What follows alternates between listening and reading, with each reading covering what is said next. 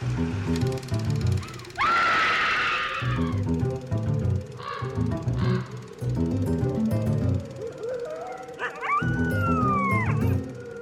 everyone, and welcome to the 300th episode of Scream Scene,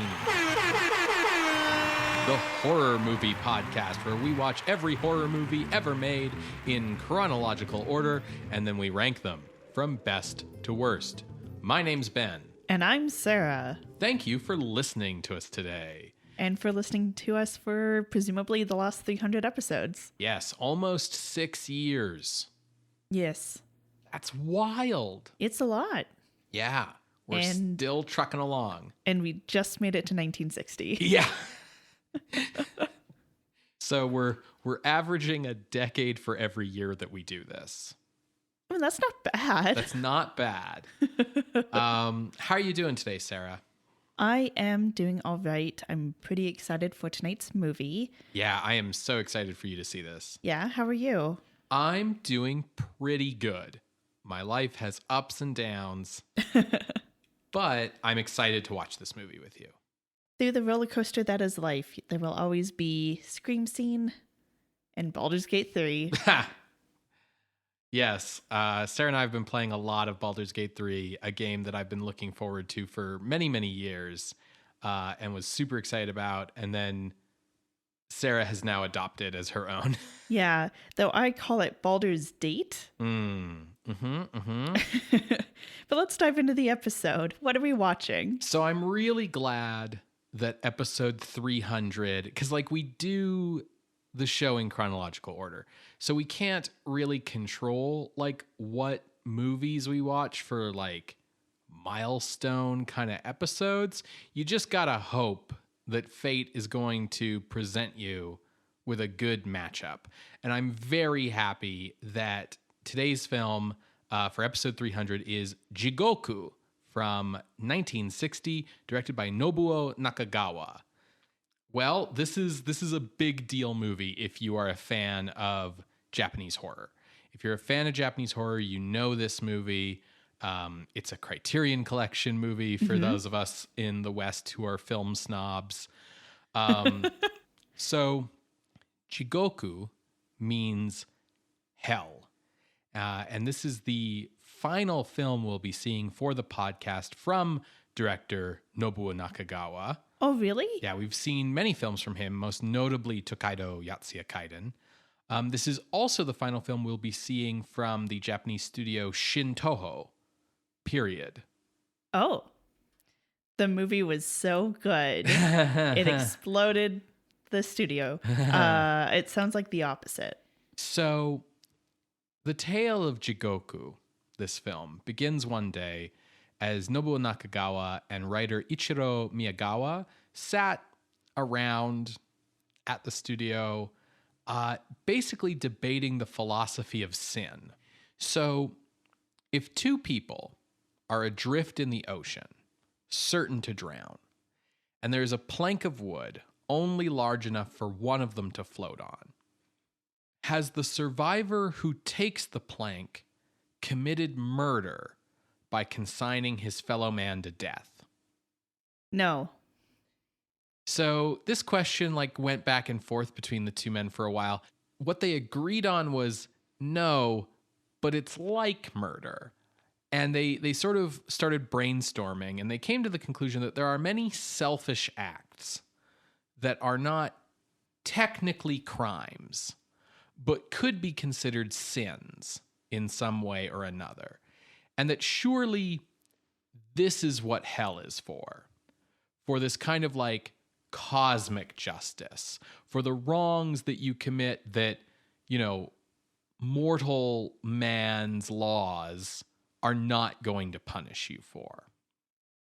And about that time, their boss, producer Mitsuya Okura, walked into the room, basically told them that they needed to have a new horror movie out the door by summer of 1960. And what have you come up with? Miyagawa replied that they had an idea for a movie that would be about selfish people and the punishment they face.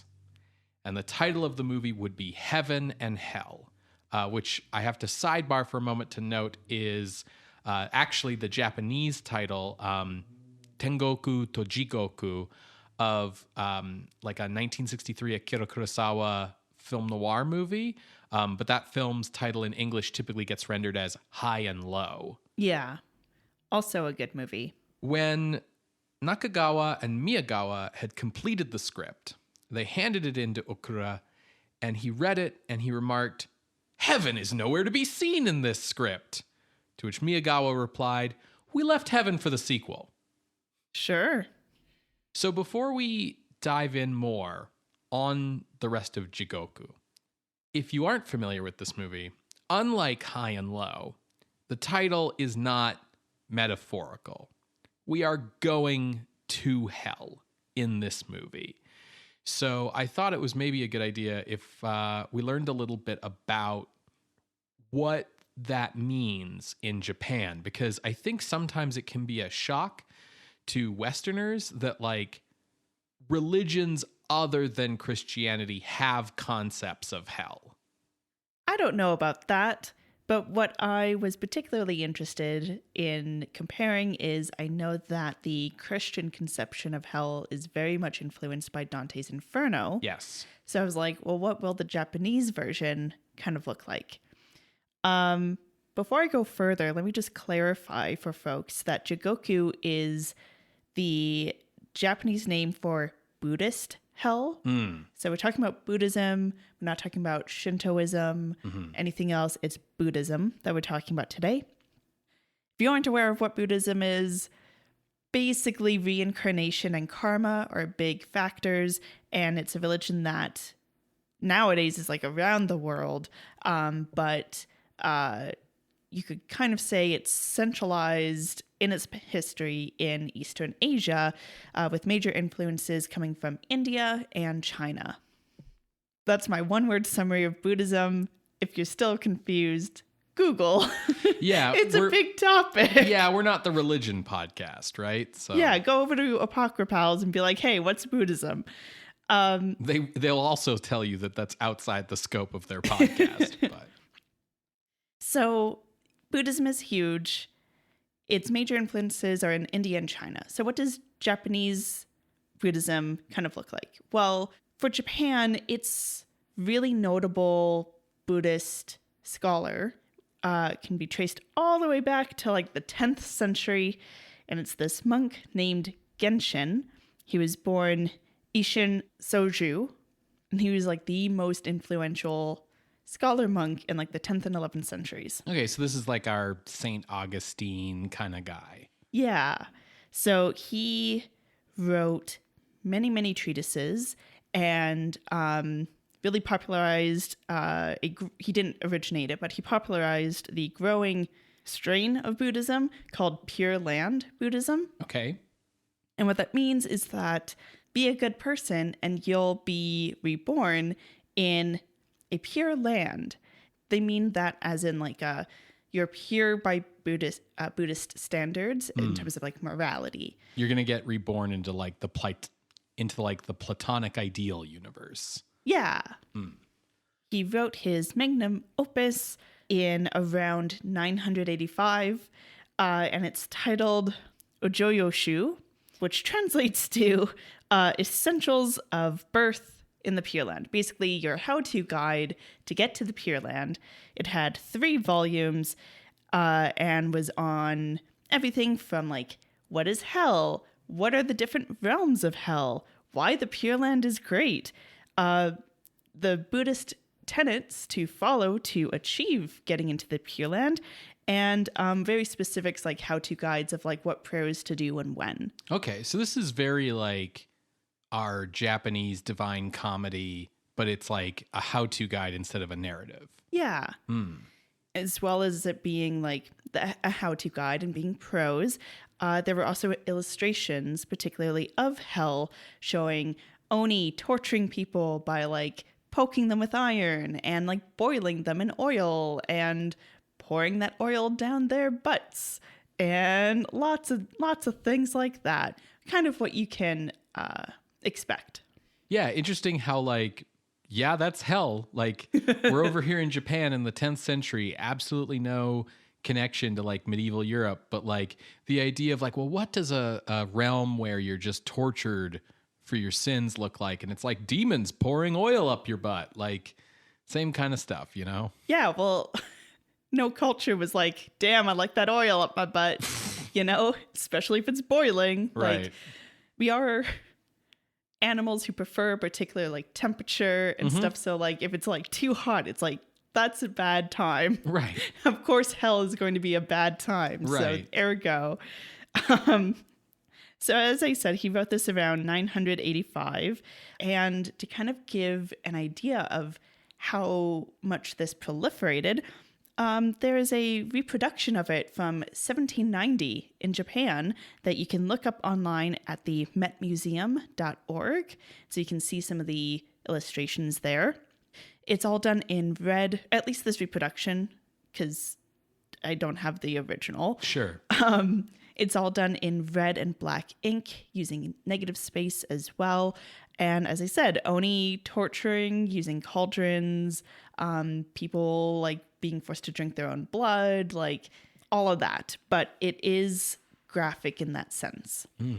Another really big depiction of Jigoku comes a little bit later in something that's called the Hand Scrolls of Hell, otherwise known as Jigoku Zoshi.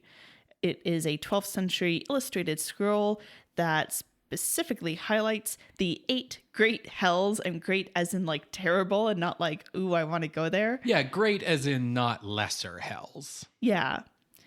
These you can see online at the Nara National Museum. They are called the Tales of the Buddhist Hells. Now, to be fair, the Jigoku Zoshi that we have is like just like one bit of it. There was a lot more, so we don't get to see all of the scenes of hell. But what we do see include the realms or layers, if you will, of hell, where it's like, here's the layer of excrement where you just get to be in shit. Here's the layer of the iron mill where iron is everywhere and you get branded with it all the time. It also shows the realm, which is kind of like the worst place, where it's like hot sand from black clouds is kind of the translation, where it's just like an oven and it's fucking hot. Okay. Now, these scrolls use dark blue, black, and red ink to show darkness, red for blood and flames. I just think it's interesting that it's using like a dark blue as well as black to kind of show some differentiation there. But I'm sure like an art history person would be able to be like, here's like further information about why that's also interesting. So that's kind of like the depictions of hell that would be very influential for how Nakagawa would probably want to depict hell. But let me tell you about Jigoku itself. So Jigoku is like the overarching word, but as I kind of insinuated before, there's different like layers or realms. Layers isn't quite exact, but you know, different like areas to go to in the map of Jigoku. I feel like layers is like a easy westernization to grasp because like Dante's Inferno. Yeah, exactly. The overlord of hell is Mao, who is a guy who just basically judges where the soul goes. He's an overlord in the sense that he is like a bureaucratic figure. That tracks. I don't, like, this is all new information. I don't know a lot about Japanese hell. What I do know is that Chinese afterlives are like super bureaucratic. It's like a lot of paperwork. Yeah, so even in Japan, Mo is depicted as having a Chinese bureaucrat's hat. We could go into why that imagery is in Japan. Colonialism, imperialism, back and forth, blah, blah, blah. That's not the scope of this podcast. Fans of Dragon Ball Z will remember like the times that Goku has died and gone to the afterlife. And there's that dude at the desk who like tells him which afterlife to go to. So Mo has 2 disembodied heads on either side of him that are on pillars. One can perceive the soul's inner sins. So like when you thought bad things. Sure. And then the other one does looking at your actions. So when you actually did the bad things or did good things, you know? And it's not necessarily like this guy saying like, yeah, you're going to the worst place. MO can also say like, hey, you get to just be reincarnated. You've been fine. You get to go. Or you could go up to heaven, which heaven in and of itself has 5 realms versus the, we'll put 16 with an asterisk. There are many areas in hell. As I said, there are many layers, but and many realms, but I'll just kind of cover the top 16. Okay, sure. So we got 8 lesser hells, which are called the cold hells. They roughly translate to the blister realm, where it's so cold you blister. Okay. The burst blister realm, where it's so cold your blisters burst. The shivering realm, or like you're constantly going like, oh. Yeah. The lamentable place where you're just like lamenting, like, oh God, it's so cold. The chatter realm, where your teeth are chattering. The blue realm, where it's so cold you turn blue. The cracking skin realm, where it's so cold your skin cracks. And then the shattering realm, where your skin is so cold it shatters. So I think like obviously Shatter Realm is the worst one. Yes. But I think ignoring the one where you get so cold that you shatter, burst blisters and skin cracking both sound really bad. Yeah. But those are just the lesser hells. Right. Let's go to the great hells. These ones are hot. So I have the Japanese names for these ones because I think they are the ones that are going to be featured in today's movie. First, we have the Tokatsu JIGOKU, which is like an iron-focused place. This could be like the iron mill that was mentioned in the earlier scroll, where the ground is made of iron, so it's hot to walk on. You get poked and branded with hot iron. And then you have Kokujo JIGOKU, which is like roughly translates to black thread. So basically you get marked with black rope or black thread, and then along there is where the Oni will cut you up. Oh. Which is very like visually interesting to me.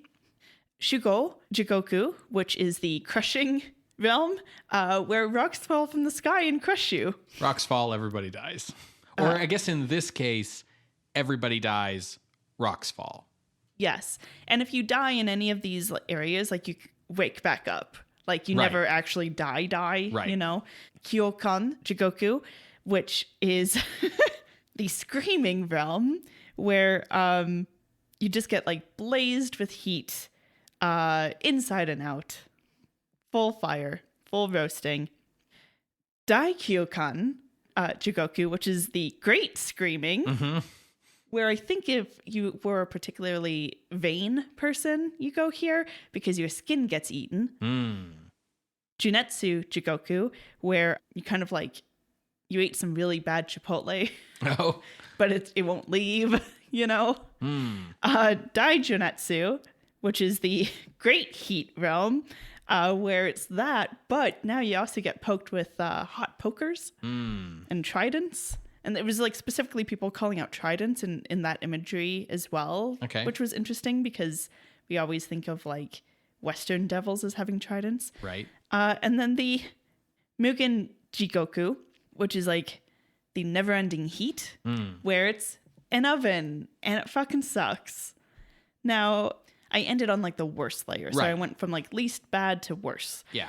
And time moves differently in hell and heaven. You aren't here for all eternity.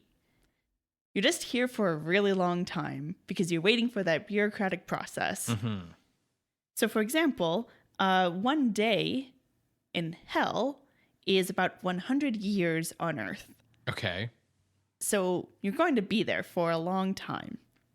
You can get shifted to different JIGOKU realms based on the living praying for you, particularly if it's on an anniversary or a holiday.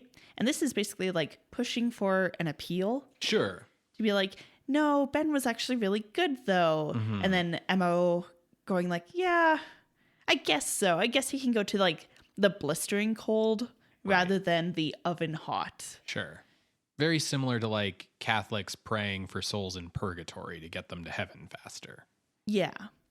So whether you would go to one of the greater hells or the lesser hells would really depend on like how you lived your life and particularly how dedicated to Buddhist ideals you were. So for example, someone who killed a parent would go to the worst place versus someone who killed a mosquito who would go to not as bad of a place. Right. And you're like trying to kind of pay off your karma is kind of the idea, right? Like if you have a surplus of bad karma when you die, you have to like suffer through all the bad karma that you accumulated until your kind of like ledger is balanced a bit, and then every so often you get an appeal for good behavior. Right. And then like once it's balanced out, that's when you can get reincarnated or something, right? Potentially. You might just be in hell for 1 billion years. But you get out eventually. It's not eternal. Exactly. So that's JIGOKU. Cool. I didn't really know most of that. So that's really cool. It's really interesting to compare to like Western sort of Catholic pop culture hell. Mm-hmm. So back to the movie, and to kind of back things up a bit, Nobuo Nakagawa. So we've talked about him in a few different episodes in the past. But since this is kind of his like masterpiece, I guess, and kind of the like culmination of his career, I thought I'd kind of talk about him a little bit more. He was born in 1905 in Kyoto. He grew up reading left-wing proletarian literature, and he wrote film reviews when he was a young man for Kinema Junpo magazine. He joined Makiko Studios as an apprentice in 1929. He directed his first feature film, which was like a chanbara film, like a period sword fighting film, in 1934. And he worked at Toho until labor disputes resulted in the creation of Shin Toho in 1947, which is where like Nakagawa then moved to. Shin Toho began with like prestige pictures. Like it was very much like, we're the new Toho, we're the good guys, like Akira Kurosawa's Stray Dogs, for instance. But by the mid-50s, the studio was struggling. The big studios, Toho, Daiei, Toei, were struggling as well, but they were kind of starting from a position of strength rather than being like brand new when TV hit and started to eat into the Japanese film market. So producer Mitsuya Okura shifted the studio to making crowd-pleasing B pictures. So these would be like, they had a series of space opera movies. They had superhero movies, war movies, also like, how to describe these? I guess sex comedies is maybe the most apt description, because I could call them, they're often called like nudies, but I feel like in a modern perspective that doesn't get across what these movies were. Like Shintoho wasn't putting out, by today's standards, pornography, but it would be like movies about like the secretarial pool at the office and various situations that are going to get you to see them in their underwear kind of stuff. Okay. Like those sorts of movies. Raunchy sex comedies. Yeah. And of course, horror pictures. So Nakagawa kind of found his calling as the father of Japanese horror, really, with a series of horror pictures through the 1950s. These are generally considered to have begun with Vampire Moth in 1956, which we actually didn't consider horror. It went on our miscellaneous list. Then there was Ghost of Kasane Swamp in 1957, which we ranked at 87 on the list, or at least it sits at 87 currently on the list. Then came Black Cat Mansion in 1958, which sits at 64 on the list. Lady Vampire in 1959, which we ranked at 109.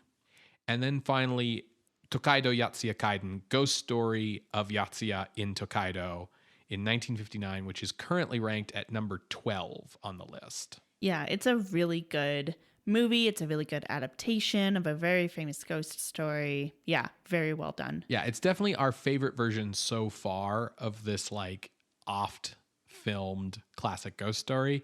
I think the critical consensus is that it's still typically considered to be the best film version, but there are many Yatsuya Kaidens to come in our future still. Or was gonna get her man. With JIGOKU, Nakagawa decided to kind of indulge his ambitions to do something truly different. He wanted to make a horror movie that was not like anything anyone had ever made before. And I think we've kind of seen this progression of ambition in his movies up till now, like with Tokaido Yatsuya Kaiden being in widescreen and being in color and being like everything that it was, and kind of having this like expansion into more abstract imagery. Yeah, but what's neat with that is it's a tried and true story. It's a crowd pleaser. It has been for centuries. Like it's like pushing the boundaries with still a safety net. Yeah, it's a good story to experiment with because everybody knows the basics. Yeah. Right? So with JIGOKU, he decided to go kind of all in on like a psychological horror story that would get to the heart of like what is sin and what is guilt, but that would also unleash fully accurate renditions of Buddhist hell. Beauty. He wanted, to really take that art in those scrolls and like bring it to life. He wanted to extend beyond, his past efforts and push the imagery and, really make a film that would have something to say psychologically and philosophically.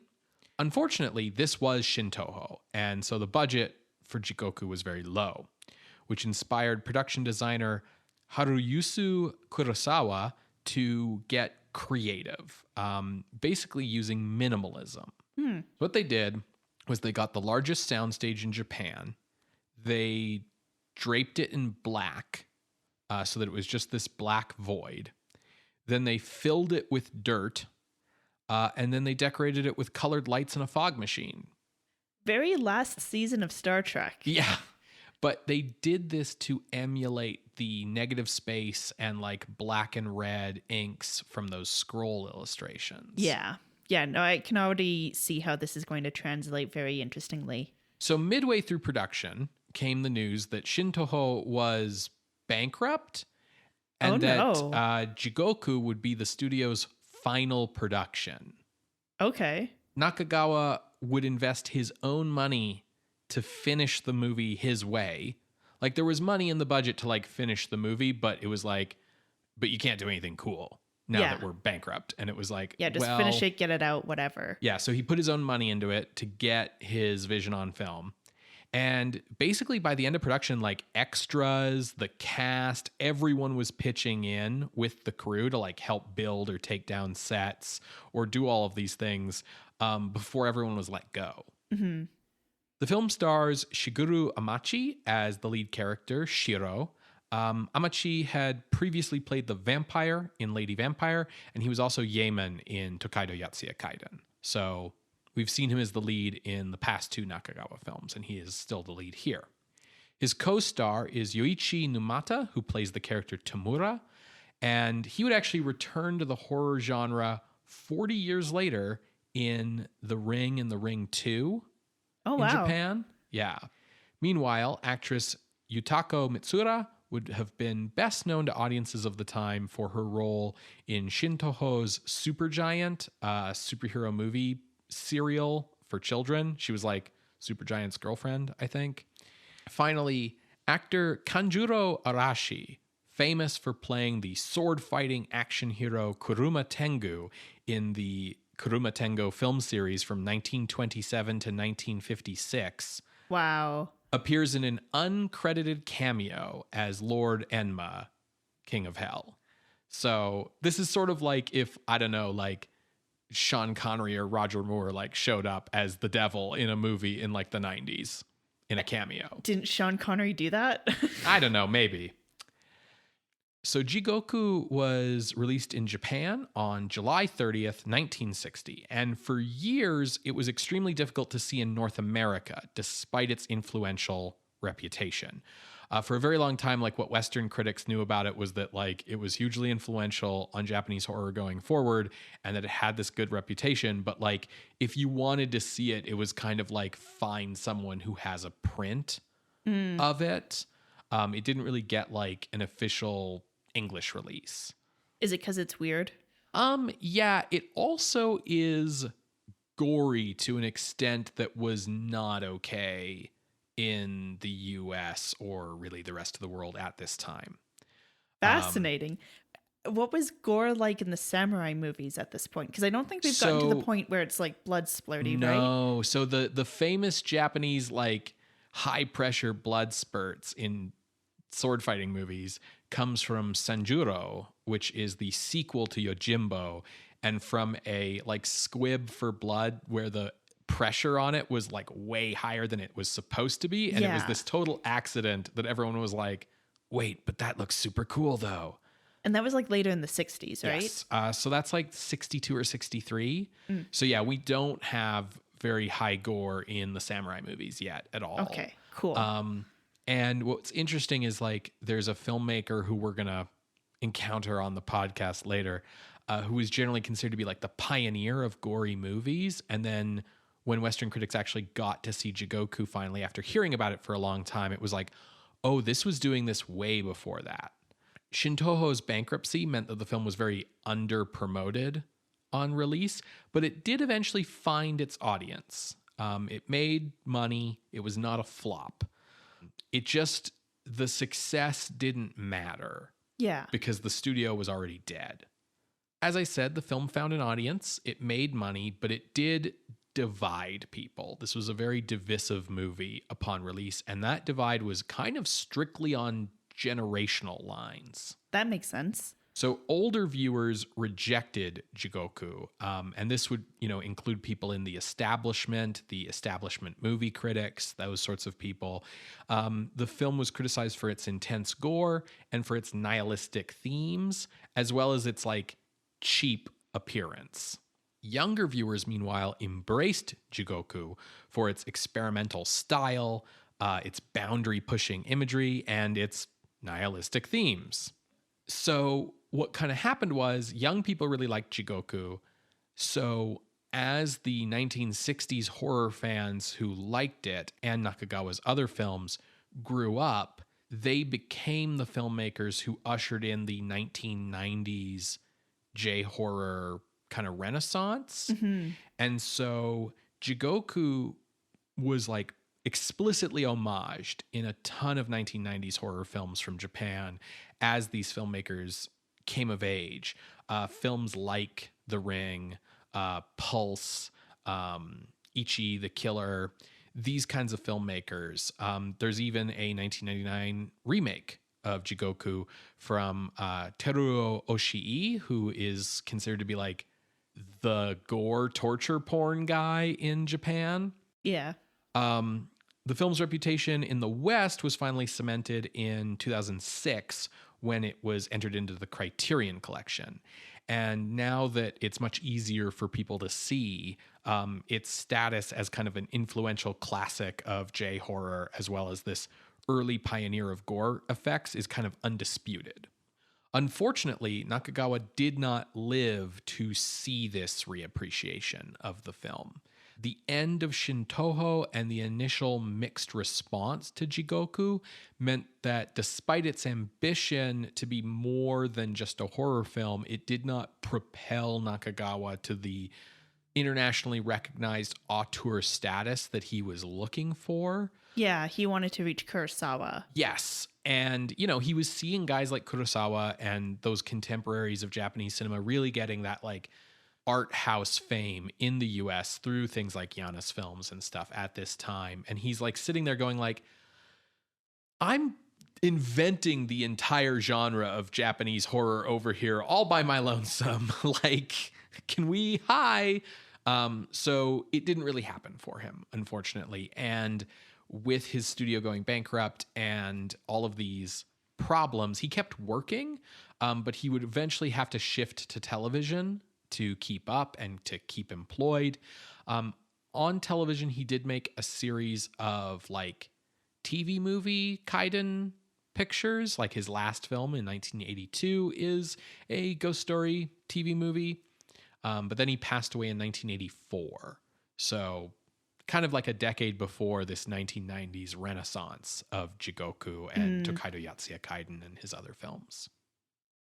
So based on that, you can probably guess where you can see Jigoku if you want to watch along. It's available on DVD and Blu-ray from the Criterion Collection, and it is streaming on the Criterion channel.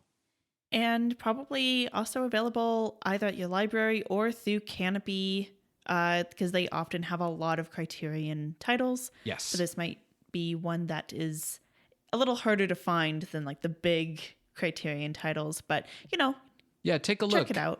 If you have a library card, support your local library. Well, folks, you're going to hear a brief musical interlude, and when we come back, we will discuss JIGOKU from 1960, directed by Nobuo Nakagawa. See you on the other side, everybody.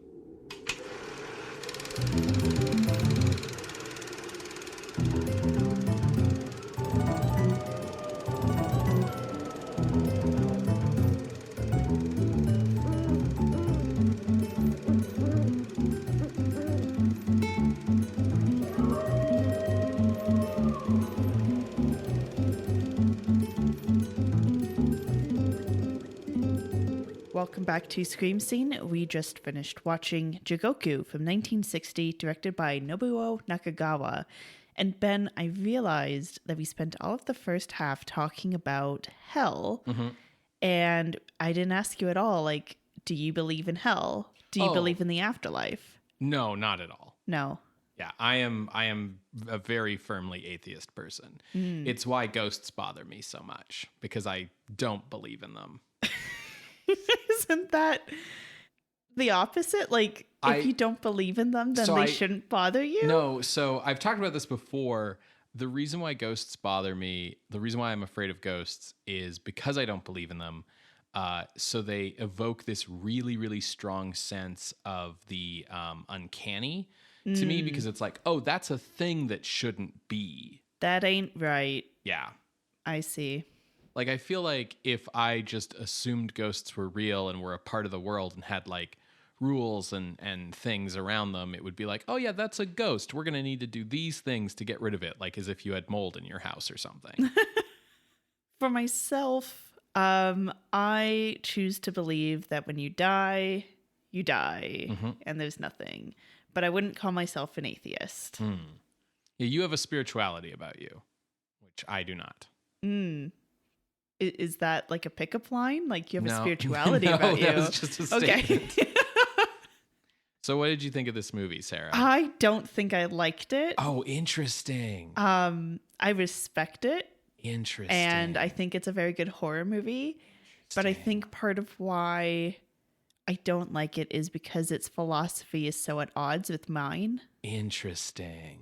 But I mean, like it was fine. It was like it was good. Oh, we're gonna dig into it then. Yeah, did you like it? Oh, I saw this movie like in university, I think. I haven't seen it. I haven't seen it since then.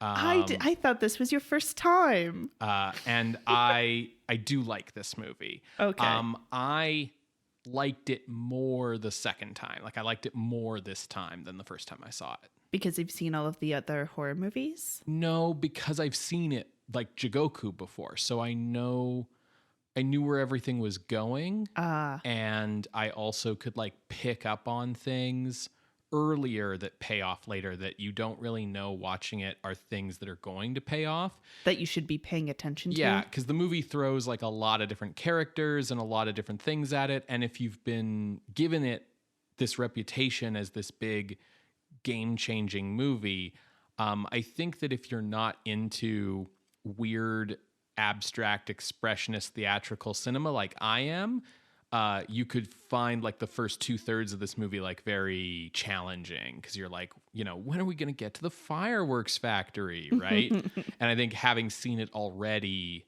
let me enjoy the earlier parts more. That's fair. Yeah, this movie is definitely I don't mean this derogatorily. It's an art movie. There's not a lot that happens, and yet everything happens. It's a slow burn. Yeah. That's a hell joke. Okay, well, let me tell the story. Yeah, for sure. So this is a synopsis.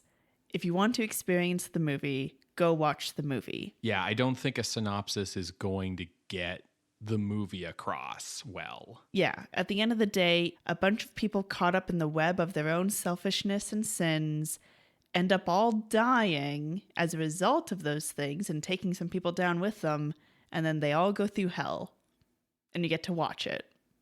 But let me expand upon that one sentence. A little bit more specific? Okay, cool. I'm just setting the tone, Sure, you know. Yeah. So we mainly follow a student who's named Shiro. We see he gets engaged to his sweetheart Yukiko, but during the announcement with her parents, they get interrupted by Shiro's friend Tamura, who basically calls Yukiko's dad, Mr. Yajima, out on killing a fellow soldier during a war. Yeah, presumably what we call World War II. I think specifically we're more like in the Japanese wars of expansion kind of period, but yeah. So when Tamura leaves, Shiro goes with him, and Shiro's giving directions and directs him down this one road. And on this road, they accidentally run over this guy who turns out to be a Yakuza, the head of a local gang. Tamura is like, I don't have any responsibility. You're the one who told me to go down this road. His death is on you. And Shiro is like really racked with guilt. He really sees them both as murderers. Now, the Yakuza guy's mom saw the license plate, and she and the Yakuza's girlfriend, Yoko, plan to hunt down this guy's killers. His name is not important. That's why I'm skimming over it. Oh, Yoichi. Yeah, it's not important. There are so many characters in this movie, and I'm trying to Yeah, keep it moving. Yeah. I understand. Now, like I said, Tamura has no guilt, but Shiro sure does. So he plans to go to the police. But first he tells Yukiko, completely derailing her planned conversation, to tell him that she's pregnant. He's like, okay, let's take a taxi to the police station. And she's like, well, maybe we should walk and continue the conversation. He's like, no, I just want to get into a taxi and we'll just get there fast. They get into a taxi and it crashes, killing her and the taxi driver. But Shiro's fine. Cue more guilt. Cue more guilt, because Shiro's like, man, if I hadn't insisted on the taxi, it's basically like I killed her myself. With Yukiko's death, her mom kind of goes off the deep end due to grief. And Shiro is basically wallowing in guilt and misery. So he heads to a bar and happens to meet Yoko. The next morning, Yoko sees his wallet and realizes it's one of the guys involved in her boyfriend's death. But before she and the Yakuza's mom can enact their revenge, Shiro gets called back home to some village because his mom is dying. So he gets there and he finds that his dad has a mistress and she's living in the house and they're fucking next to his mom's bedroom. That's great. Also, they have a neighbor who is a painter who has a daughter named Sachiko who looks eerily like Yukiko.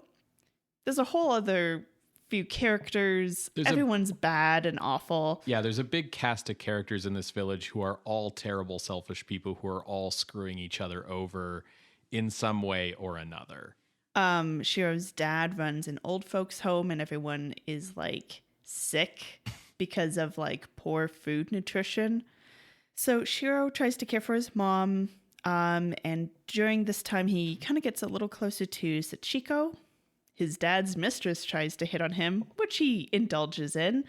But then his mom dies. And Shiro's past kind of catches up with him because Tamura arrives in town. And Yoko has as well with the Yakuza's mom. Now, timelines get a little wonky here because everything kind of seems to happen all at once. But Shiro's mom has died. Doesn't matter because it's the 10th anniversary of this old folks home and we're having a big party. So we're having a big party. As part of that, Shiro's dad buys bad fish from a fisherman who knows that they're dead when he catches them. Everyone's laughing about it. They feed these rancid fish to the old folks. Later on, they die. It's like Airplane if everybody died. If everybody died.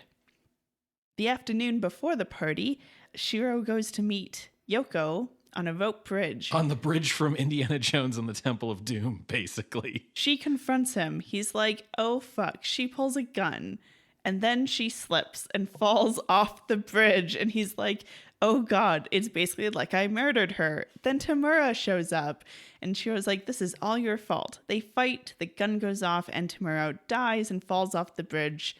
And Shiro's like, man, this is a bit more like I murdered him. It's a bit more active, but it's still yet another murder to my name. It's like some ridiculously cartoonish, like everyone who goes to talk to Shiro slips on a banana peel and dies kind of stuff. It is comical.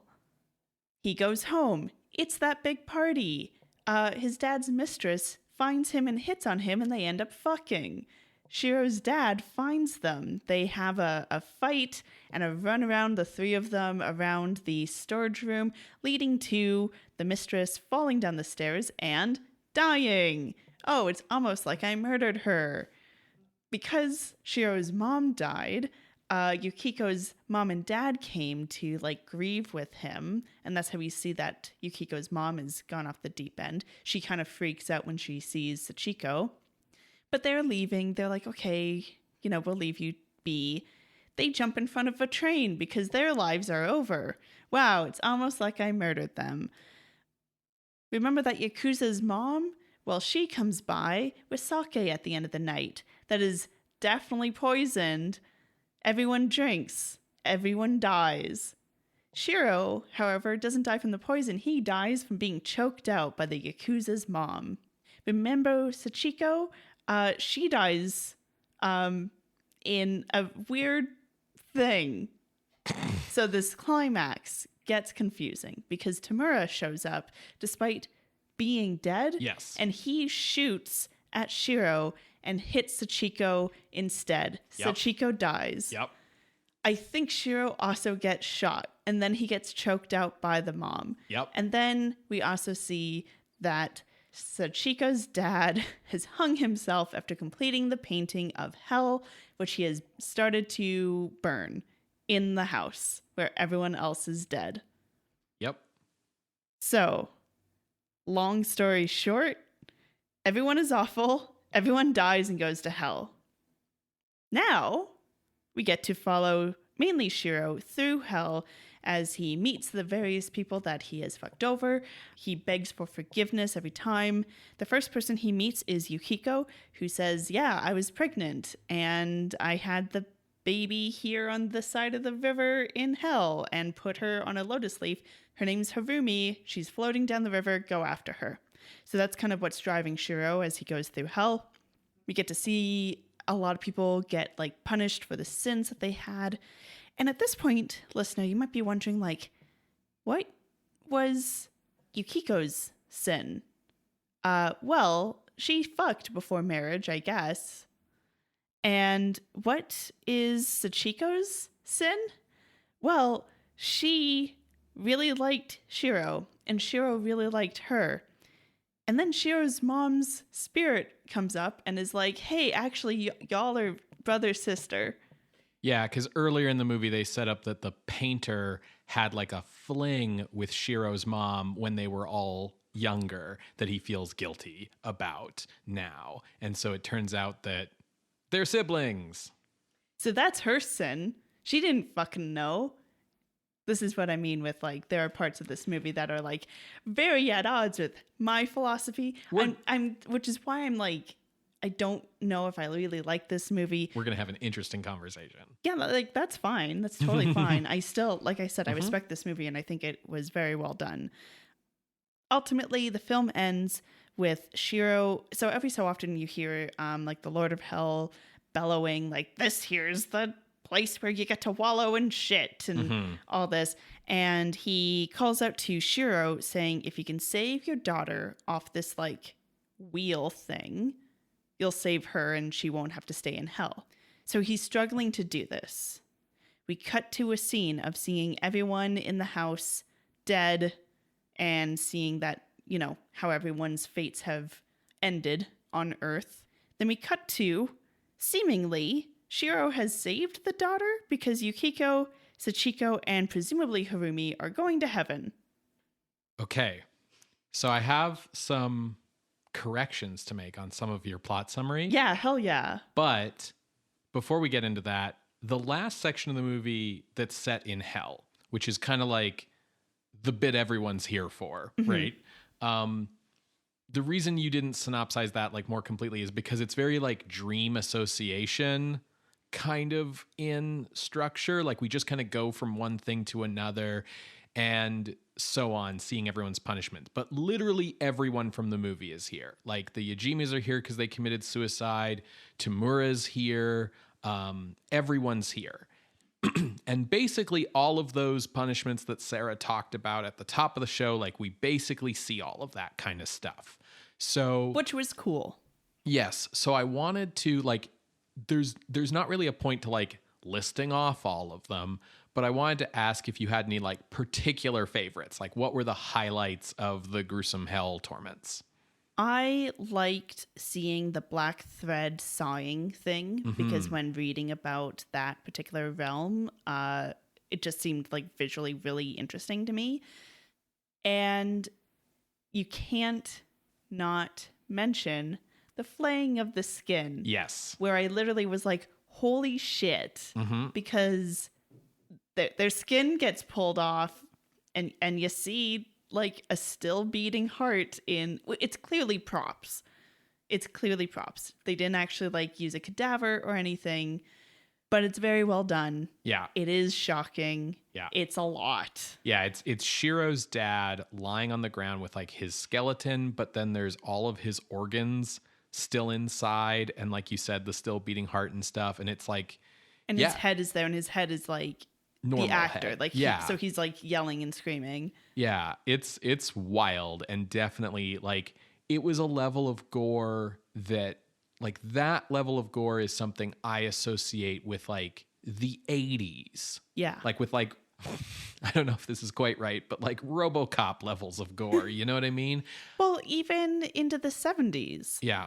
And that's like a full, because this is mid 1960. Yeah, this isn't even really in the 60s. Yeah. So this is like at least a decade and a half ahead of its time. Like this is season 1 of Mad Men territory, you know what I mean? Can you imagine Don Draper going to see JIGOKU? Oh God, that would be great. What was your most memorable thing from JIGOKU? It's the flayed skin thing. Yeah. Yeah. It's absolutely the flayed skin thing. I do really like the black thread sawing thing. That's really good. But it's absolutely the flayed skin thing. So the corrections I'll make to your plot synopsis are very small, and one of them is a question. But so he does not rescue Harumi. He is meant to be on that wheel forever. And the thing about that wheel is like he can rescue her by just like moving on it. But he doesn't. He's like on one part on this spinning wheel, like hanging on for dear life. And Harumi's kind of on the opposite part of the spinning wheel. So she's always moving away from him, but he's like not actually moving at all. And then the freeze frame happens and we're just left with that image. And at least in my opinion, I guess, I interpret that as like he's stuck in like a Sisyphean Tantalus style thing where he can never get to her. And it is a cute baby. It's a cute, chunky baby. And that's his torment. So because of that's the ending and that he never rescues her, because we don't actually see her when we see Sachiko and Yukiko at the end. Like one of them's not holding the baby. Yeah. So I don't think he rescues her because of that. And because that's his torment, I kind of doubt that Harumi's actually in hell to begin with. I think she's a torment, a spirit used to torment him. And by that same token, I don't think Yukiko and Sachiko are in hell either. I think the versions of them we see in hell are, again, things there to torment Shiro specifically. And that's why the movie explicitly shows us, after showing us all the dead people, that those two go to heaven because they didn't do anything wrong. Yeah, I think that makes sense. So part of my challenges with this movie is that art film thing of just like showing rather than telling, when it's like clearly maybe some kind of telling would have been helpful here. But yeah, no, I think your interpretation makes sense. Yeah, that's kind of my interpretation of just like the film language that's going on here. So I think that sort of alleviates your problem with like the women being punished for bullshit things. The other thing about this movie that gets talked about a lot and debated a lot, and I found it really interesting, this is debated a ton by Western critics and not really by Japanese critics, which is, why does Shiro go to hell? Because the movie kind of goes out of its way to be like, he's not really responsible for any of these deaths. They all just kind of happen around him. And yes, he feels guilty for them, but is feeling guilty the same thing as like actually being guilty? And what's up with that? And a big part of that is what's up with Tamura, this like friend he has, who leads him down this like, who is the one doing most of the crimes. Throughout the movie, it's like, is he a devil or is he a regular guy? Yeah, he appears out of nowhere a lot, and usually with like weird lighting or some like strange like rose that he throws down or like whatever. He kind of acts like a weird Yakuza guy. He talks to Shiro about how like he doesn't have a conscience and all these things, but the other characters react like he's in the room too. Like it's not like he's someone only Shiro can see. Yeah. But then it's like that confusing thing of like, well, if he fell off the bridge, how is he suddenly in the room? And if he's suddenly in the room as a dead person, doesn't that suggest that, because there are moments where Shiro like sees him and then he's not there, like as if he's imagining Tamura. It's also implied that Tamura causes the car accident that leads to Yukiko's death because he told Shiro, don't go to the cops, and he's going to the cops. Yes, and the taxi driver turns into Tamura for a frame. Yeah, that's what I mean for the implication. But then, like, as you said, he actually, like, is the one who kills Shichiko with a gun. So it's like, what is going on here? And there's so much ink in the Western critical reviews of this movie spilled over, like, who is Tamura? And why is Shiro being punished for Tamura's crimes? And like, is he a demon? If he's a demon of hell who led him down the wrong path, why do we see Tamura getting punished for his crimes in hell? Like, what is going on here? So I think it's really obvious, but I wanted to hear what your thoughts on Tamura were first.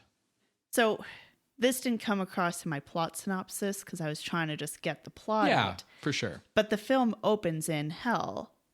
So I am kind of always, I'm a slut for unreliable narrator stories. For sure. And so I really heavily suspect that that's a bit of what's going on here, because that's why it's like, oh, I didn't actually murder them. When this level of death, I think you had something, like you could have gone to the cops still, even after Yukiko's death. Like, just painting himself as so sympathetic. And it also helps explain what the heck is going on with Tamura. That's a semi-answer to your question. Otherwise, I would just say Tamura is just like maybe a representation of his like bad deeds. I don't know. Yeah, you basically got it. Like the first time I saw this movie, I thought it was super obvious that like Tamura is Shiro. They're the same dude in a Fight Clubby kind of way, but not literally in a Fight Clubby kind of way where it's a multiple personality thing. It's just like the shitty things we see Tamura do are shitty things that Shiro has done, as if he has like externalized his bad self to make it take blame, right? Well, it's also like the best way to convey in a visual language that little thought in the back of your head of like, what if I don't stop to check on the guy who I just ran over? Yeah, exactly. Like Tamura is Shiro's guilt. So I thought that was really clear the first time I watched the movie, and I basically interpreted anything that Tamura does as something that Shiro did. I kept reading like all these Western essays that are like, what's the deal with Tamura? And then I found an interview with the writer of JIGOKU where he says, a really unimaginative director would have cast the same actor as Shiro and Tamura. because they're the same guy. That would have been very confusing. So I think it would have been confusing. I also think it would have ruined the movie because it would have made it I think not knowing what Tamura's deal is part of the mystique and intrigue of the early parts of the movie that keep you kind of interested through all this melodrama to get to the hell part. But I do think it's interesting that the writer was like, yeah, an unimaginative director would have cast the same actor. And so Nobuo Nakagawa didn't do that, but he did cast the same actress as Yukiko and Sachiko, which is like, who aren't supposed to literally be the same person, right? Yeah, that has like very much like cast the same actress as Oiwa and her sister vibes to me. Yeah, same deal. I interpreted it in a few different ways as a callback to those kind of traditional kaiden ghost stories. And also it adds a little bit to the fucked upness. Yeah. And I think because it's like in hindsight, then you realize that therefore Shiro fell in love with someone who looks exactly like his sister, even though he had never met his sister and didn't know her. It brings on this stuff of like, well, were you only ever attracted to Shichiko because she looks like Yukiko? Yeah, and it helps the voice in the back of your head that tells you that Shiro is not a good person either, despite the story going out of its way to make him innocent of everything, right? Yeah. And the fact that he believes so strongly he's a bad person, even though the story is going out of his way to make him innocent, I think is the other thing that makes you go like, okay, what's really going on here, right? Yeah. I bring up those elements like the correction about the two women and the explanation of Shiro and Tamura because I thought maybe that would help you with your objections to the movie's like moral philosophy, because I think that sort of changes how you read it a little bit. I think that unfortunately the movie, this is going to sound really harsh. Okay. And I don't mean it in a harsh way. Okay. Visionary directors need limits and walls sometimes. And Nakagawa is showing, I think, that he needs a bit more structure to fully convey what is going on here. Because everything is just a little bit too loosey-goosey for it to fully congeal into something that makes sense. The reason why I think that it sounds harsh is because I think it's totally fair to have an artistic decision made that I want the audience to work a bit. Yeah. And the last 40 minutes being all hell, I found it go on a bit too long. Oh, interesting. But also, that's kind of the fucking point. Right. Right? Hell is for, well, not an eternity, but for a really fucking long time. What I really liked was this detail of like right before the hell sequence, we see the clocks all stop. Yeah. And then we go and we do the hell sequence for 40 minutes. And then when we come back to Earth, like the clock's on the same time, as if to say like all of that happened in like 1 minute of time on Earth or whatever, right? Yeah. Yeah. It's kind of the point. I just felt like, I don't know.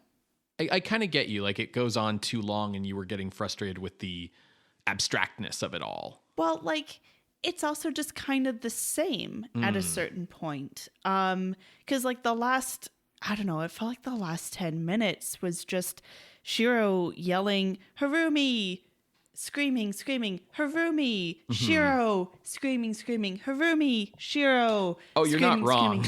And it's just like, and that's also right when like we're really focused on this one realm where everyone is kind of like walking and running in a spiral. And like I understand like that there's visual tying of that and then like him being on the wheel with Harumi, but it was just like too much for too long. I needed something to change. I needed something different. It was just like starting to grate on my nerves. And I was thinking about this because like him calling out Harumi just was going on for so long. And I was sitting there thinking like, why is this so fucking annoying? And yet in the Trilogy of Life movies. Right, by Pablo Pasolini. Yeah, the last one where dude's running around going like, Scheherazade. Right. It's fucking hilarious. Right. Like, why was that hitting different when it's still the same, like, calling and running around and then calling and running around. And I think it was because it was in JIGOKU, it's trying to be the climax. And so it's like a cacophony all rising. And as much as I respect that, it was a lot.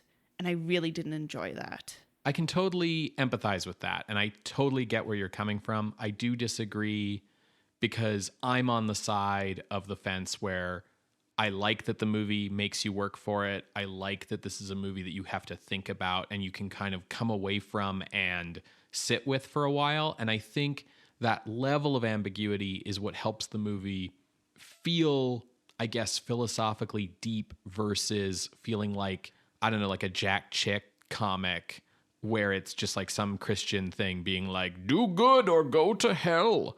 Why is that sounding like Bane? You know, Yeah. So I liked being able to, the fact that you have to think about it. And I get what you're saying. And I totally agree with your comment about like directors need limits sometimes. I think Nakagawa had limits and they were his budget. And I think he got over that brilliantly. Yeah, there's no denying that he is clearly ambitious here, and I think he achieves his vision. I think that the use of color, the editing effects, the makeup, the acting, like all of that is good. There's nothing negative or critical I can say about those things. Like, I think that it is accurate to call this his masterpiece. I do agree with you that the like screaming for Harumi thing goes on too long. Like, I agree with you. It just doesn't tank the movie for me because I am recognizing like this is kind of part of the, like, this is agony to watch on purpose. Yes. Because we need to get across the idea before that freeze frame and we go do the other things. I think the movie's trying to get across the idea of like, he's stuck like this forever without literally needing the movie to go on forever, right? Yeah, the budget didn't allow for that much film. Right. But I do think that like, I can see what your problem is kind of with the movie's morality, even though like I do think that the explanations I gave sort of mitigated a little bit, but ultimately like it comes back to that discussion of like, is not giving up the board on the water for the other guy murder, right? Which I think gets most literalized in, we find out that like Professor Yajima's tragic backstory is that like he took the water from a canteen when him and a fellow soldier were like dying of dehydration. Yeah, that was another really interesting visual because that flashback gets shown and like recreated in hell and everyone is trying to crawl towards this one puddle of water, and it was just a very evocative visual. Let's take that example of Yajima. Is Yajima a murderer because he drank water rather than, and like fought with let's presume like a fellow soldier, so on the same side. Yeah, they use the word comrade, so yeah. Yeah. He fought him for that water rather than letting him have it and dying himself. And this could be like a cultural thing for me versus a Japanese person in 1960. And a Japanese Buddhist specifically, right? Yeah. But for me, selfishness is not inherently immoral. And I think in the case of Yajima, that's survivor's guilt. And I think it's really reckless to throw around examples of survivor's guilt and say you're a murderer. Yeah. Because someone who has survivor's guilt is already struggling with a lot of negative things. Yeah, absolutely. So I mean, they kill themselves in the movie, right? Like, yeah. So like, yeah. Yeah. That's part of it. And that's just like a microcosm with it. But when it's just like Shiro being like, oh man, I'm guilty that we didn't go to the cops. Let's go to the cops. Oh man, my girlfriend died. I'm a murderer. It's like, no, you aren't, my guy. Obviously, as the movie goes on, you start to question, like, as we've talked about with the role of Tamura. But like, I don't think you're a murderer if you take that plank of wood. Yeah, and I think that cultural difference is like something where I totally think it is like exactly like a Japanese Buddhist cultural difference thing, because I think the movie is taking the point of view that selfishness is inherently immoral or inherently evil, however you want to like phrase that, because that is a distinction for some people. And I think that like that's the movie's argument. Like the movie's argument is like the correct thing to do would have been to say like, hey, you have the water and die for someone, right? The correct thing to do is to split the water. Sure. My guys. Sure. But assuming that's not possible. Sure. For me, I think this is also hit on a bit of a core philosophy for me. Being raised by basically a single mom, my mom was always like, you take care of yourself so you can take care of others. Yeah. And it's not like some people would see that as selfishness. Like if it's the case of like, it's not like mom didn't feed us so she could eat everything herself, but it's like if she can't do something, she can't help her children. Right. So it's not immoral for her to do something that would potentially be seen as selfish because it means that she is then able to take care of her children. Yeah, whereas like there's kind of a certain point of view that would be like, well, if there's only enough food for like one person, the mother should give it up for their children kind of thing, right? And yeah, I think that is like a fundamental difference of philosophy. Totally. Between you and this movie. Yeah. And for me, I'm more on your side than the movie's side on that issue. But I have always been a big fan. Like, I think one of the reasons I like this movie a lot is I'm a big fan of like weird abstract dream logic movies that you have to put together yourself. And I'm also always a big fan of movies that get across a specific defined philosophy, regardless of whether I agree with that philosophy or not. Like, I really admire movies that get across a point of view because so many movies try to be everything for everybody and to avoid getting across a point of view as much as possible because that might alienate some people in the audience, like how this movie alienated you.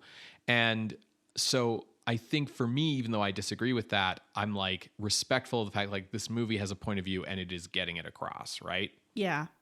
I think also I really bristle at nihilism. Yeah, that's fair. And this is a very nihilistic movie. Yeah. Like the reason why I bristle at it is like, I think it's so overwhelmingly simple to just be like, well, everyone sucks. Right. So who gives a fuck? Yeah. And I think it's much more challenging and hopeful to look for the good instead. Totally. And I don't think this movie is completely against that. I'm just trying to like explain my point of view to help with like compare contrast. Oh, absolutely. This movie, because everyone, except for the two ladies, everyone is awful. And it's just taken as read that this is just how people are, right? Yeah. Is the movie's point of view. And like, it reminds me, I forget the name of the philosopher who was like, life is like brutish and short. Right. Nasty, brutish, and short. I think that's Hobbes. Yeah. I always get Hobbes and Locke mixed up. Oh, maybe you're right. Maybe that is Locke. It doesn't matter. No. But I really am like, I remember reading that in university and being like, fuck this. I feel like it's something that's probably more true when you're living in like medieval plague times, but absolutely. But like, so I totally agree with you. Like in principle, on a philosophical level, I am on your side, which is totally. Probably good since we're married. But on the other hand, what I will say is that nihilism works well for the horror genre. Absolutely. Nothing matters. Everyone sucks. You're going to suffer. Fuck you is an effective philosophy for horror. But what I like, okay, so side note, listeners, Ben's friend Cody came over and they watched Texas Chainsaw Massacre. I didn't watch it because it's a lot, and I just didn't feel like watching it. Would you say that movie is nihilistic? Because what I love about that movie is the joyful ending on a few people's parts. And I find it so interesting, the dissonance between that hopeful ending of like, oh God, the joy and panic of survival compared to the rest of the movie having no hope. So I don't think I would describe Texas Chainsaw Massacre as nihilistic. The word I would describe Texas Chainsaw Massacre with is bitter. That's a movie that's really angry at the world that it exists in. And so to come back to JIGOKU, when I talked about like the generational divide and how like older people didn't like the nihilism and younger people liked the nihilism. So Nakagawa would have been like 55 when he made this. The generational divide that I'm talking about isn't like old people and adults. Yeah. It's adults and teens.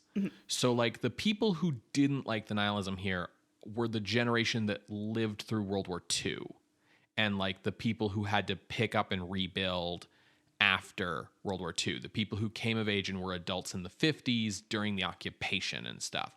Because they took offense at this idea that like everyone's shitty, nothing matters, you're all going to hell. Because if they had taken that view after the war, Japan would not have been able to rebuild, right? If you took this view and like, you know, reconstruction after the war was really difficult for both Japan and Germany because they had to reckon with their country's sins in a way that like Japan is still having a hard time with today. And that generation is the generation that fully supported the like, yeah, let's not have a military, right? And fully supported the like, yeah, let's never do nuclear weapons. Like, let's never do this stuff.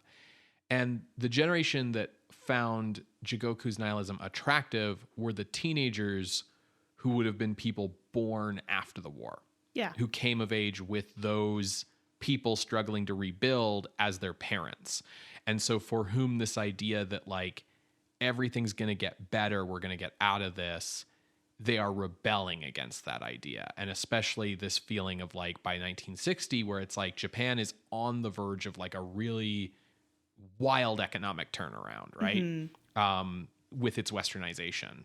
And that's something else about this movie is like, this movie is so religious, like not in a way that I think a Westerner like jumps on. It's not like, you know, cause it's not Christianity, but like there's like a traditionalism to this movie. Yeah. I also noticed that. And I also noticed the generational gap that you described with like the response to the movie is reflected in the generations that we see on screen. Yeah.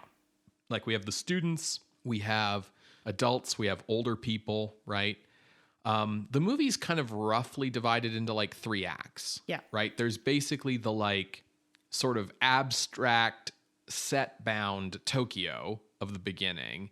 Then you've kind of got the like location shooting rail line village in the middle. And then we've got the hell descent at the end, right? And the like return to the rural life reminded me of stuff we've seen with Ghibli movies. Yeah, as like well. Only Yesterday. Only Yesterday, but even My Neighbor Totoro. Sure. It's interesting how like, and I think this is probably mostly a production reality thing than like a purposeful stylistic thing, but the way that like Tokyo is shot like the way hell is shot, but then when we go to like the old village, like we're on location and we look like we're in the real world. He still does try to do stylistic things. Oh yeah, like the whole setup where like the mistress and his dad have a room next door to where he is watching his mom die, which is a room next door to where the painter is getting drunk and like Sachiko's there or whatever, is very like, that's a play. It's very theatrical, right? Which I think is like a good segue into kind of moving away from maybe talking about the philosophy of the film to just talking about the movie, and to say that this movie is gorgeous, quite frankly. Yeah, the way everything is constructed is very, very well done. As I said earlier, like there is no constructive criticism I could offer. Like absolutely this movie is doing amazing things. Yeah, I really love the abstract Tokyo at the start. I really love the location shooting in the middle. I really love the fucking insane hell imagery at the end. The cinematography, the mise-en-scene, and the production design are all like consistently remarkable all the way through the movie. The way that the color palette shifts throughout, the way that Tamura like has the color palette of hell like early on. The most important thing that I think the abstract style does in the early part of the movie when we're in Tokyo is establish a certain tone to the movie that I think helps with how you're going to interpret the story, which is to say that like the abstracty, this is a play kind of feel, with like Tamura appearing out of nowhere and like the swaths of blackness and light and so on, tells you this is a fable. Yes. This is a morality tale. This is theatrical, like a stage play. You shouldn't take the visuals too literally, which I think really helps when you're trying to figure out what's up throughout the story, right? And like the Tamura mystery and things like that. I do think there's so much that we could talk about forever about the visuals because there's so much visual symbolism going on throughout. I want to take 2 seconds to talk about the opening credits. Yeah. Ladies, it's like a James Bond opening. Right. It's like undressed ladies in the credits. And the thing that makes it interesting is we get sound effects over these undressed sexy babes. It's like undressed sexy babes and jazz music, which like, yeah, gives it that James Bond feel. But like the title comes on and it's like JIGOKU and it's in blood and whatever. And then we get these sexy women and you're like, okay, maybe it's like a temptation, lust, hell thing.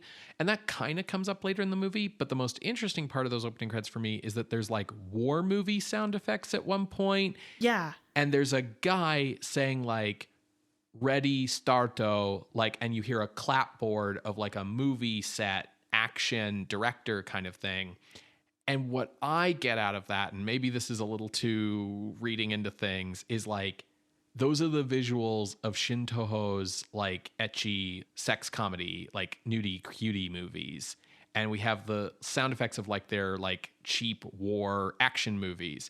And we have these sounds of like calling action and like on set. And it's like Nobuo Nakagawa is saying, working at Shintoho has been hell. I think if he made the opening sequence after Shintoho was like, hey, we're going bankrupt. Yeah. I can see that being the case. But I think more it ties in with that fable and the construction of a story. And making you question, like, not even who is the narrator, like who is telling the story. I did find it really interesting when like the movie starts with this song about like, this is a tale of things not of this world. Yeah. And we're on the river in hell, right? And then once we get into hell in the story, that song comes back and the people in hell are singing it, right? Yeah, that's what I mean with like the movie starts in hell. Yeah, and like who's the narrator, right? Is it these people in hell? There's also something interesting of thinking about like a movie starting with a clapboard sound as almost like the same way that like films like An Actor's Revenge or whatever would start with like the traditional sounds of like a kabuki play to say like that's how the story starts. And it's like, well, this is a movie, so the story starts with like the clapboard and like action, you know, which is really interesting. The identification of this as a fable, I think means that that's a good segue to talk about the fact that I think in a classical sense, this story genre is really, to me, more like classic tragedy. Like it's got a strong like tragic play feel to me, or maybe like parable. Yeah. I think that's like the true genre going on here, which is reflected in the fact that like the hell stuff is only the last third, right? But I think the hell stuff is what everyone remembers. And I think ultimately the movie was like produced and promoted and reviewed as a horror movie, and it's hugely influential on the horror genre. So I think we gotta rank it as a horror movie, even though to me, the story structure actually feels like a much older kind of story. Like it feels much more like this older kind of like, see the errors of your ways parable story. That does not preclude it from being horror. Sure. For the I record. guess being scared straight is still a version of being scared. Absolutely. And it sounds like you are leaning into ranking. And so let me just go out and say, this is 1960s Phantom Carriage. Yes. Oh, totally it is. Totally. If Phantom Carriage is a slog, as we often describe it as, this is an amusement ride you can't get off. Yeah, totally. I totally agree with you here. I do want to say that in the genre of scared straight stories, one thing that I think is really unique about this movie is that like usually in these kinds of stories, after the big long here's what hell is like motherfucker sequence, the lead character usually awakes to find out that was a dream. Yeah, David Holm awakes and he's like, oh, no, I'm going to be a good person and keep my tuberculosis to myself. Right, and like I'll keep Christmas in my heart all the days of the year.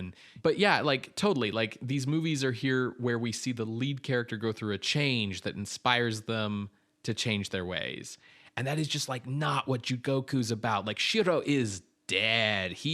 Everyone is dead. They are sentenced to torment. That's why it's a parable. Yeah. And not an angel coming to you to scare you straight. Yeah, the moral instruction here, if there is any, because maybe it's just, hey, life sucks.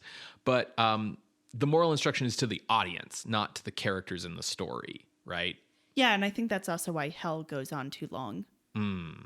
Because, yes, he's trying to be like, guys. Yeah, totally. And I think about these things. And that ultimately is like why it's a horror movie, because it's not about like the audience is to be horrified by these things, right? But it is just like, I think if you're a traditional horror fan, like you got to know that like, no, like it's worth the ride, like getting through all of this soap opera stuff. Before we get on to ranking, I do want to say one thing, because the visuals in this movie have influenced so many things that have come afterwards, and you hear so much about its influence on later horror movies. And I just, I was thinking about that when I was watching the movie. I was trying to think like, okay, what in here feels influential to me, right? And the pre-hell visuals, like especially in the village, really strongly remind me of what Paul Schrader would do in Mishima, with scenes that are supposed to be depicting scenes from the plays that Mishima had written. Like the stuff where it's all this blackness around and all the sets are very artificial. The hell visuals themselves, a lot of imagery in that section really strongly resembled, in my eyes, the kind of inner world of psychological torment that Shinji brings upon himself in like the final episodes of Neon Genesis Evangelion. Like the shots of like him in blackness lit by like one square of light, the like odd camera angles.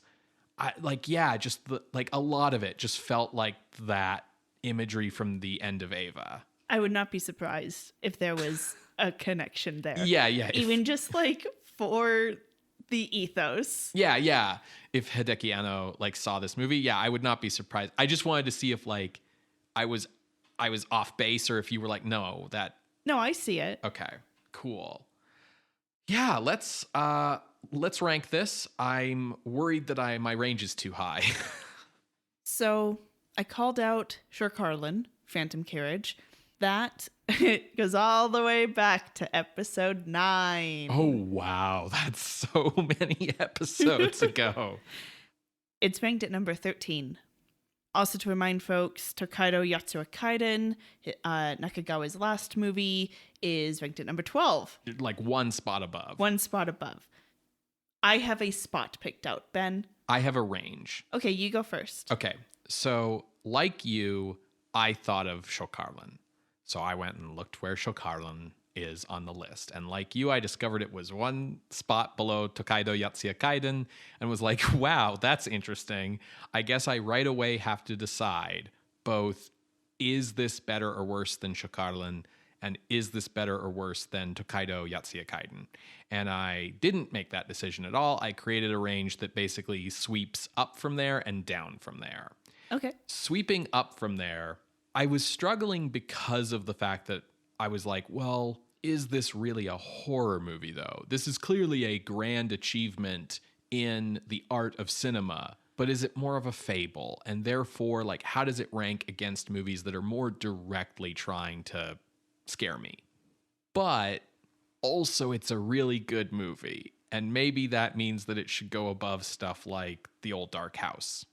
And I kept kind of finding my way up the list. And I finally said, kind of the spot where this is a good movie got outweighed by, but maybe there's better horror, was basically at Peeping Tom, where I was like, okay, I'm not sure if I can go much farther above this.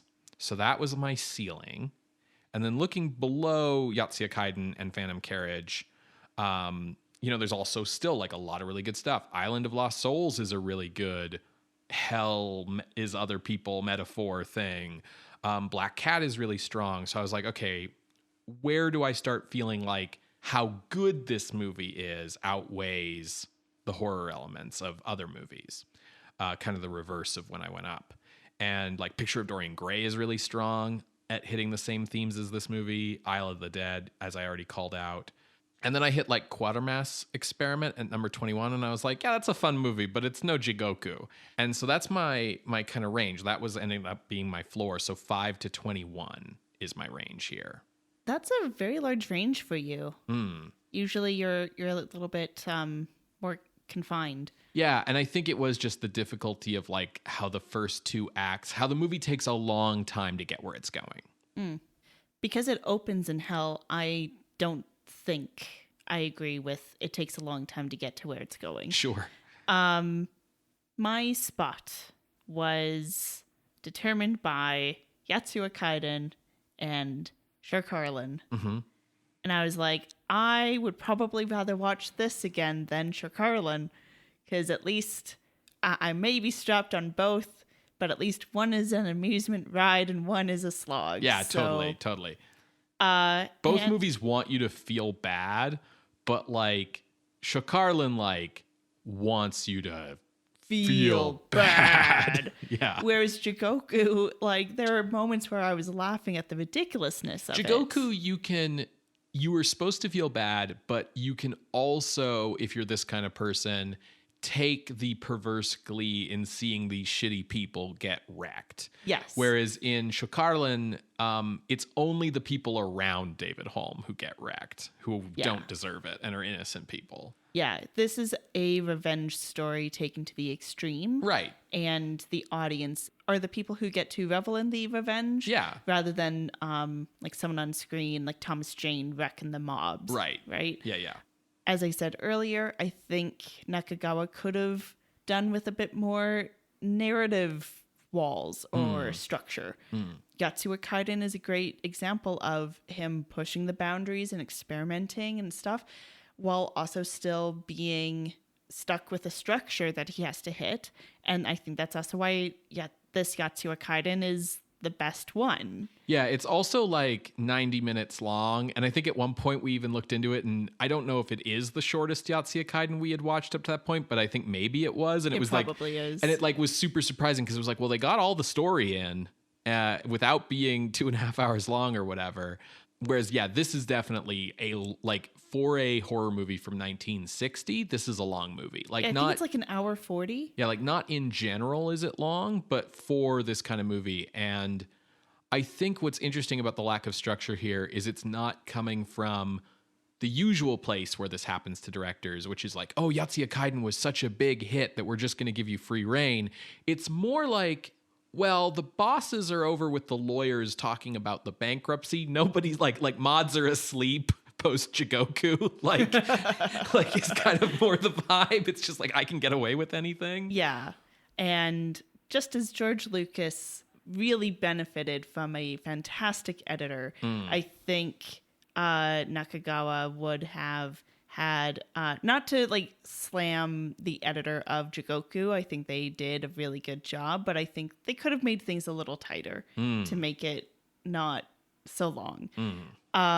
So I thought, okay, slot this in below Yotsuya Kaiden and above Shirkarlan. Yeah, I think I remain personally unsure of whether this is better or worse than Yotsuya Kaiden, because part of me admires the ambitiousness of this so much, and the fact that he's not just telling another 18th century Japanese ghost story, and he's also not doing a Universal Studios monster riff. He's not doing any of the trends in the genre at all. He is doing something new, and I admire that a lot.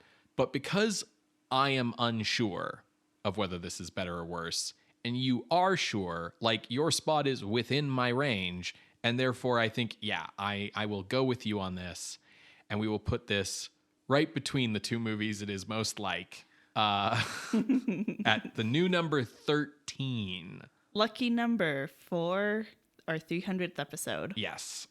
So at the new number 13 goes JIGOKU from 1960, directed by Nobuo Nakagawa. Unfortunately, the last film we're going to see from Nakagawa, which I think sucks. Like, I think I would have really liked to have seen like where he could have gone post this if he had like support rather than not. Yeah. Yeah. That being said, I don't know if anyone would say this, but I think there would be a concern of like, well, this movie's too Japanese to capture the art world of the West. Totally. But if you look at Kurosawa's shit, all of that's super Japanese. But it's also kind of Western, which is why like Kurosawa gets like kind of a bum rap in Japan sometimes because they're like, well, he appeals to Westerners, so meh. Yeah, because it's like Macbeth, but with samurai. Yeah. Right? Like it's, you know, kind of bridging the two, whereas like Nakagawa JIGOKU is very much Japanese and, as you said, very much traditional Japanese. But he can, especially at the end when there are moments where like people are speaking in English, it has a moment of like, I'm over here. If you would like to see this list of all of the movies that we have watched so far, you can head to our website, screamscenepodcast.com. There you can find links to the many episodes that we have mentioned today, as well as our appeals box.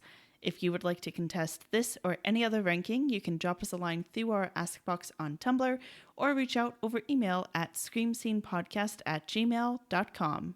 Scream Scene updates every Wednesday on Apple Podcasts, Google Podcasts, SoundCloud, and Spotify. You can subscribe to the show using our RSS feed. You can help us out by leaving us a rating or a review on the podcast app of your choice. You can tell a friend about the show, share the show on social media. We always really appreciate when we see those shares on various social media platforms. And you can help support us financially if you really like what we do here. Kick us a few dollars over on patreon.com/screamscenepodcast, where you can become a patron of the night for as little as $1 a month. Patrons at the $5 and $10 levels get access to regular, cool bonus content. October is coming up, so we got to figure out what the special shit is that we're going to do, because we always do extra special shit for Halloween. So if you're interested in seeing the backlog of all that cool stuff, head on over to patreon.com/screamscenepodcast. So Ben, what are we watching next week for episode 301? The hits keep coming, Sarah. Ooh. We are back to William Castle and his film 13 Ghosts. Oh, so I was a young teen when the remake came out, and I was like, oh, I don't know. That looks scary. And my older sister was like, no, we're going to watch it. She's also the one who had me watch Fight Club way too young. And I got, I think there's a scene in a landfill, and I got so fucking scared. I couldn't look at anything for a while. That's my knowledge and experience of 13 Ghosts. The original movie is much more Carnival Funhouse, haunted house ride kind of vibes. It's a little spoopy.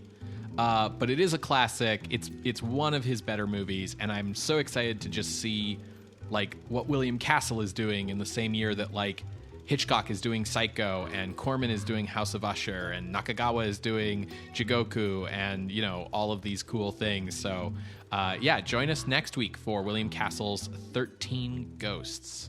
We will see you then, creatures of the night. Bye. Bye.